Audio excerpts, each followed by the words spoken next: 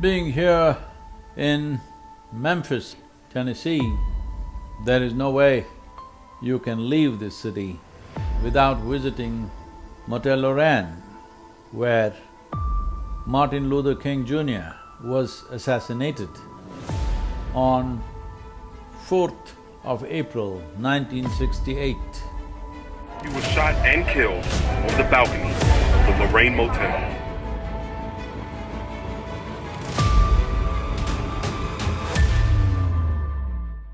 An event that sent shockwaves reverberating around the world. A Baptist minister and founder of Southern Christian Leadership Conference, Dr. King had led the civil rights movement since mid-50s. Using a combination of impassioned speeches and non-violent protests to fight segregation and achieve significant civil rights for African American people. Martin Luther King Jr., hugely inspired by Mahatma Gandhi's freedom movement in India, which was fought with the tools of non-violence, of non-cooperation, the tools of non-violent movement, the outpouring of anger and anguish and angst among the black Americans, as well as a period of national mourning that helped speed the way for an equal housing bill that would be the last significant legislative achievement of the civil rights era. The significance of Dr. King cannot be overstated because today America stands as a proud democracy among the Committee of Nations only because of the civil rights movement. Without equal rights for all human beings living in this country, this nation would not have been able to rise itself to a leadership position in the world. Civil rights movement, a key development in the evolution of the nation towards becoming a world leader. Dr. King, Martin Luther King, of the many things that he was, the most important thing is his commitment to the people. And when he saw that many black Americans were getting impatient and angry with him because they wanted to take to more confrontational mode of protests, like violent protests or armed conflict. But the wisdom behind Dr. King's non-violence is very important, as it was with Mahatma Gandhi.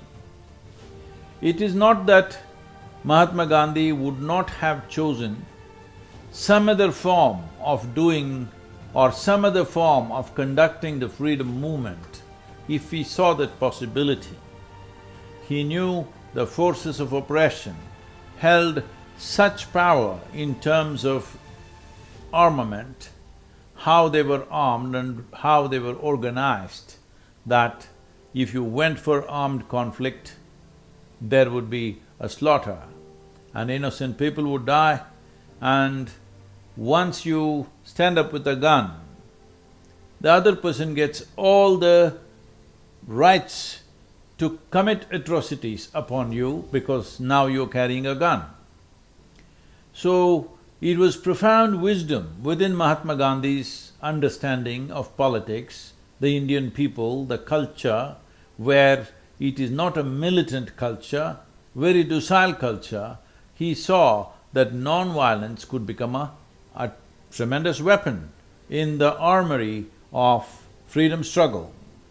So, that further enhanced the value of non-violent mode of fighting for India's freedom, and that was replicated here in America by Dr. King and replicated by Nelson Mandela in South Africa. In all these places, the oppression that was happening to a certain people was overcome without really firing bullets at your opponents or your oppressors, but by the dignity of non-violence. It takes much more courage to be non-violent, looking at the barrel of the gun or a bayonet or a baton that could crack your skull and still remain non-violent. It needs lot more courage, lot more commitment, lot more strength of heart for a human being to stay non-violent when there is widespread oppression around you. And the oppression is not of one day, it has continued for generations. So, we have to bow to these human beings who inspired thousands of people around them to stand up in a non-violent mode to a violent oppression. Not going by an eye for an eye business. As Mahatma Gandhi said once, if we go by the principle of an eye for an eye,